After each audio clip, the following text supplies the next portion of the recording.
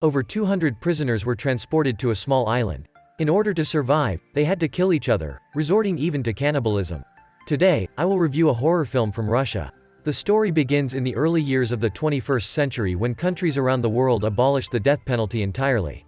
A group of prisoners became people without a place to go, as governments disagreed to imprison them for life and saw no benefit in keeping them alive. Therefore, the combined governments devised this plan. First, they found an island and then transported the prisoners there, allowing them to self-destruct. Quickly, over 200 Russian prisoners were brought onto a ship, with their destination being a small island in the Arctic Ocean. The climate there was extremely cold, covered in snow throughout the year, fundamentally unsuitable for human habitation.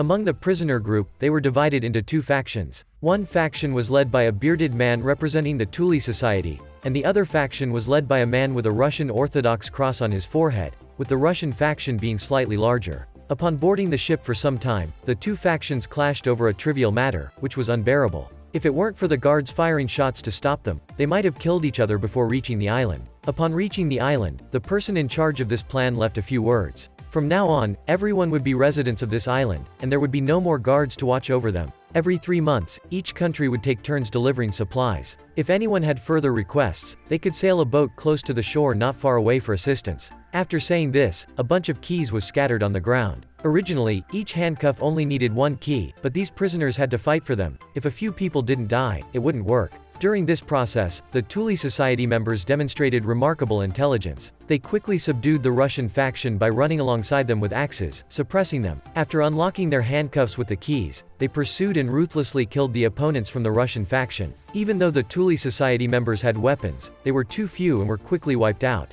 Even the bearded boss was killed in the midst of the battle. During the chaos, 3 idiots ran to the sea and destroyed the information station, and the only small boat also sank. And the man with the protruding head also logically became the boss. Just as the death row inmates were scrambling for supplies and bed mattresses, the main officer left the barracks with a bag of food. He knew that according to the personalities of these prisoners, sooner or later they would continue to fight. But the food will be eaten very quickly, and then who knows what they will do. This man built a house next to the cliff, experiencing a life of wild survival. Every day he hunted seagulls, and the scenery was not bad. That day, a fellow prisoner came to find him, saying that the barracks had become extremely chaotic, and that by the second day the rats had eaten all the food. Maine saw that his inmate was pitiful, so he took him in and gave him some grilled meat. But when he just woke up, this guy was looking at the photo of the main wife and did something unimaginable. Everyone can think for themselves. In anger, the main guy aggressively beat him. Soon winter came, the weather became colder and colder. The two of them really couldn't stand it anymore, so they made a plan to return to the camp to steal coal to get through this winter. After arriving, they discovered that there was a pile of coal still steaming hot next to them, so the two of them immediately approached to warm up. Coincidentally, a group of prisoners were also walking in this direction. They were planning to roast a body. The two of them had no time to run away and were caught. So what happened while they weren't here at camp? It turned out that the bald boss had built a prison on the island. Except for close friends, everyone else returned as prisoners. To differentiate, prisoners wear blue jackets, while managers wear red jackets. Due to lack of food, every day the boss let the prisoners play a game where whoever is the slowest will die. When outdoor activities begin, the prisoners must use all their strength to run back to the dormitory. Anyone who falls behind will become food for others. A fat Mongolian man, a manager, intended to ask for forgiveness for the two of them, but was beaten in a fight, and just like that, all 3 of them were thrown into prison. Just after being locked up for a day, the main character saw with his own eyes a friend who fell behind while running with enough energy and was brutally murdered. Becoming food for prisoners, many inmates are used to this. But the main character could not stand this method, so in the evening he told everyone to riot together, and at the same time received a lot of support from the inmates.